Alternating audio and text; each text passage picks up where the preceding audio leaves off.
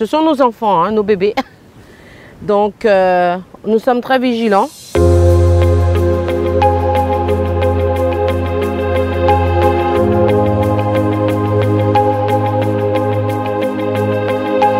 Espèces protégées, à croissance très lente parce qu'il leur faut entre 15 et 20 ans pour commencer à faire leur céphallium, là où va être leur organe de reproduction. Donc ici, on a par exemple les très juvéniles, donc qui n'ont pas encore le céphallium, voilà, petit. Et après, nous avons celles avec le céphallium qui commencent à pousser. On peut éventuellement les dater, leur donner un âge, suivant les strates que laisse le temps.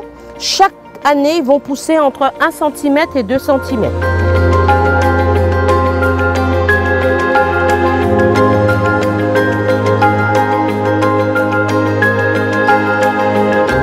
Nous avons voulu partager notre passion en accompagnant dans ce sanctuaire dédié au Melocactus intortus les cactées, les plantes succulentes que l'on peut trouver dans leur habitat naturel dans le monde entier. Ce lieu qui s'appelle le désert, on n'a pas fait exprès, était comme qui dirait prédestiné à accueillir ce jardin sec. Donc un jardin de cactées avec une variété de 800 espèces différentes dans le même lieu. Ce qui fait qu'aujourd'hui, si on devait compter les plantes une à une, nous ne sommes pas loin de 60 000 plantes dans le jardin.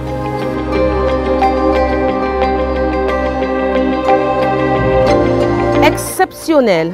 Cela fait exactement 7 ans que cette agave, qu'on appelle Germiniflora, nous fait l'honneur d'une future floraison.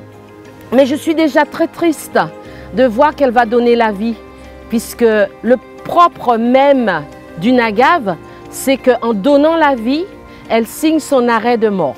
Mais c'est la nature et on accepte. C'est une chance, c'est un cadeau.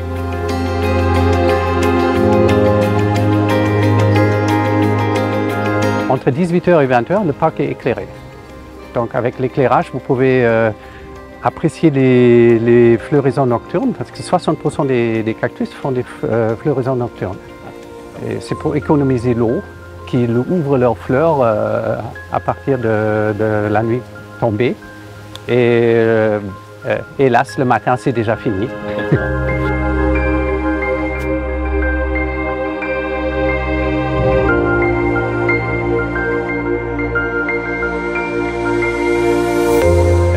Alors ce jardin-là a été construit ou est construit, parce que ça ne s'arrête jamais, grâce aux bénévoles. Alors, il y a des centaines de bénévoles depuis 2015 qui sont passés par ce jardin-là et qui nous aident à entretenir et surtout, ce qui est très important, qui nous donnent aussi des idées.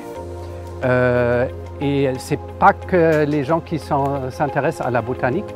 Il y a aussi des maçons, des électriciens, des retraités qui veulent donner un peu de sens à leur vie pour participer à un éco-projet qui est unique à la Désirade.